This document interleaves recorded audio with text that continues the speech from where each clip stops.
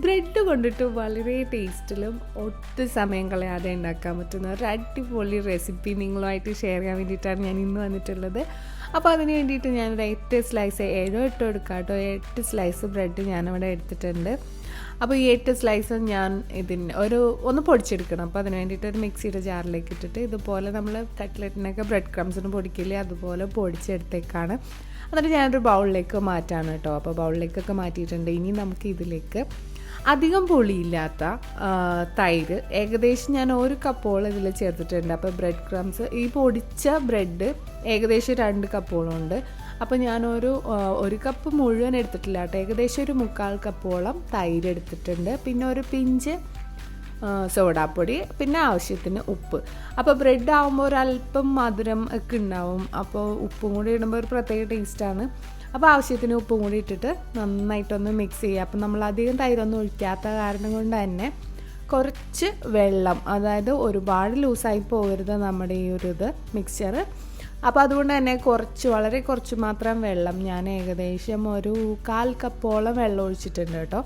അപ്പോൾ അത്രയും ഒഴിച്ചിട്ട് ഇതുപോലെ മിക്സ് ചെയ്ത് വയ്ക്കുക. അപ്പോൾ ഇനി നമുക്കിതിലേക്കൊന്ന് താളിച്ചൊഴിക്കണം. അതിന് വേണ്ടിയിട്ട് ഞാനൊരു പാൻ വെച്ചിട്ട് അതിലേക്ക് ഒരു ടേബിൾ സ്പൂൺ വെളിച്ചെണ്ണ ചൂടാക്കിയേക്കാം കേട്ടോ. അപ്പോൾ വെളിച്ചെണ്ണ ചൂടാക്കി കഴിഞ്ഞപ്പോൾ ഒരു 1/2 ടീസ്പൂണോളം കടുക്, അതുപോലെ തന്നെ ഒരു 1/2 ടീസ്പൂൺ കടലപ്പരിപ്പാണിത്. അപ്പോൾ ഇതും കൂടി ഇട്ട് കൊടുത്തിട്ട് ഒന്ന് ഫ്രൈ ആയി വരുമ്പോഴത്തേക്കും ഞാനൊരു 2 വറ്റൽമുളക് ഇതുപോലെ ചെറുതായിട്ട് കട്ട് ചെയ്ത് വെച്ചിട്ടുണ്ട്. അപ്പോൾ അതും കൂടി ഞാൻ ഇതിലേക്ക് ചേർത്ത് കൊടുക്കുകയാണ്. അപ്പോൾ വറ്റൽമുളക് ഒന്ന് ഫ്രൈ ആയിട്ട് വരുമ്പോൾ നമുക്കിതിലേക്ക് ഒരു പകുതി സവാള, ഒരുപാടൊന്നും വേണ്ട, ചെറുതായിട്ട് അരിഞ്ഞത് നമുക്കത് ഇതിലേക്ക് ചേർത്ത് കൊടുക്കാം കേട്ടോ. അപ്പോൾ സവാളയും ഇട്ടതിന് ശേഷം നമുക്ക് ഇതിലേക്ക് കറിവേപ്പില ഇട്ട് കൊടുക്കാം. കറിവേപ്പിലയും കൂടി ചേർത്ത് കൊടുത്തു കഴിഞ്ഞിട്ട് നമുക്കൊന്ന് ജസ്റ്റ് ഒന്ന് വഴറ്റി കൊടുക്കാം. അപ്പോൾ ഒരുപാട് വഴണ്ടിട്ട് പോകണ്ട കേട്ടോ. അപ്പോൾ ഇപ്പോൾ ഏകദേശം വഴണ്ടിട്ട് പാതി വഴണ്ടാൽ മതി, ഒരുപാട് വഴണ്ടിട്ട് പോകണ്ട. അപ്പോൾ പാതി വഴണ്ട് കഴിഞ്ഞപ്പോൾ ഞാനൊരു പിഞ്ച് മഞ്ഞൾപ്പൊടി ഇട്ടു. അതുപോലെ ഒരു 1/2 ടീസ്പൂൺ ഇല്ല കേട്ടോ, ഒരു 1/4 ടീസ്പൂണിൽ ഇത്തിരി കൂടുതൽ മുളക് പൊടിയും കൂടി ഇട്ടിട്ടുണ്ട്. അപ്പോൾ ഇത്രയും ഇട്ടിട്ട് നന്നായിട്ടൊന്ന് മിക്സ് ചെയ്ത്, അപ്പോൾ ഇത്രയേ ഉള്ളൂ. അപ്പോൾ മിക്സ് ചെയ്ത് കഴിഞ്ഞാൽ നമുക്ക് ഗ്യാസ് ഓഫ് ചെയ്യാം. ഇനി നമുക്ക് ഒരുപാട് നേരമൊന്നും വേണ്ട കേട്ടോ. ഇനി ഇത് നമ്മൾ ഇങ്ങനെ താളിച്ചത് നമുക്ക് ഇതിലേക്ക് ഈ നേരത്തെ നമ്മൾ മിക്സ് ചെയ്ത് വെച്ചിട്ടുള്ള ആ ബ്രെഡിൻ്റെ മിക്സ്ചറിലേക്ക് ഒഴിച്ചിട്ട് നന്നായിട്ടൊന്ന് മിക്സ് ചെയ്യാം.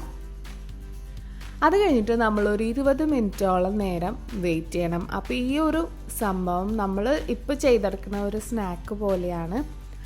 അല്ലാന്നുണ്ടെങ്കിൽ നിങ്ങൾക്ക് രാവിലെ ബ്രേക്ക്ഫാസ്റ്റിന് ഇഡ്ഡലി ആയിട്ട് വേണമെന്നുണ്ടെങ്കിൽ ഒരു അരമണിക്കൂറോളം വെച്ചിട്ട് നമ്മളുടെ ഇഡ്ഡലി തട്ടില്ലേ, അപ്പോൾ അതിലൊഴിച്ചിട്ട് ആവിയിൽ വേവിച്ചെടുക്കുകയാണെന്നുണ്ടെങ്കിൽ നല്ല സൂപ്പർ ടേസ്റ്റിലുള്ള ഇഡ്ഡലി കിട്ടും. പ്രത്യേകിച്ച് കറിയൊന്നും വേണ്ട കേട്ടോ.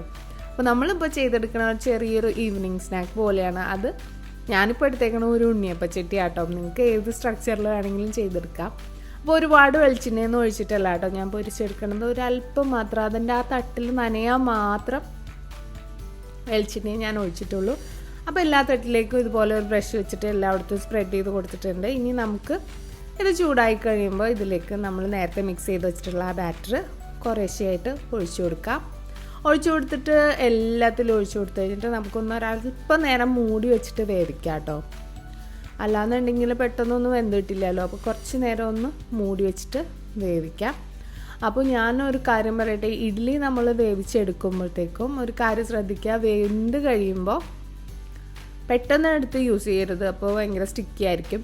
ഇതിപ്പോൾ ഞങ്ങൾക്ക് കുറച്ച് വീഡിയോസിൻ്റെ ക്ലിപ്സ് മിസ്സായിട്ടുണ്ട്. വേറെ ഒന്നും അല്ല, അതിൻ്റെ ഇടയ്ക്കൊന്ന് കറണ്ട് പോയപ്പോൾ ലൈറ്റൊന്നും കിട്ടിയില്ല. അതുകൊണ്ട് തന്നെ ആ ഒരു സെക്ഷൻ വന്നപ്പോൾ നമ്മൾ അടുപ്പത്ത് വെച്ചും പോയി, അതാണ് ആ ഒരു സെക്ഷൻ വന്നപ്പോൾ മിസ്സായിപ്പോയി. അപ്പോൾ ഇതുപോലെ ഒന്ന് അങ്ങോട്ടും ഇങ്ങോട്ടുമൊക്കെ മറിച്ചിട്ടിട്ട് വേണം ഇതൊന്ന് ഫുള്ളായിട്ട് കുക്ക് ചെയ്തെടുക്കാൻ വേണ്ടിയിട്ട്. അപ്പോൾ എന്താണെങ്കിലും ഇപ്പോൾ കംപ്ലീറ്റ് ആയിട്ടുണ്ട്. ശരിക്കും കുഞ്ഞു കുഞ്ഞു ഇഡ്ഡലിയുടെ ഉണ്ണിയപ്പത്തിൻ്റെയൊക്കെ ഒരു ഷേപ്പിൽ വന്നിട്ടുണ്ട്. അപ്പോൾ വളരെ ടേസ്റ്റി ആയിട്ടുള്ള ഒരു സ്നാക്കാണ്. അപ്പോൾ ഒരല്പം ചൂട് മാറിയതിന് ശേഷം മാത്രം കഴിക്കുക. ബ്രെഡ് ആയതുകൊണ്ട് തന്നെ ഉള്ളിൽ വളരെ സോഫ്റ്റ് ആയിരിക്കും. അതാണ് ഞാൻ പറഞ്ഞത് അല്പം ചൂട് മാറിയതിന് ശേഷം കഴിക്കാനുള്ളത്. അപ്പോൾ ഈ ഒരു സ്നാക്ക് നിങ്ങൾ തീർച്ചയായിട്ടും ട്രൈ ചെയ്ത് നോക്കുക. ട്രൈ ചെയ്ത് നോക്കിയിട്ട് ഫീഡ്ബാക്ക് അറിയിക്കണം.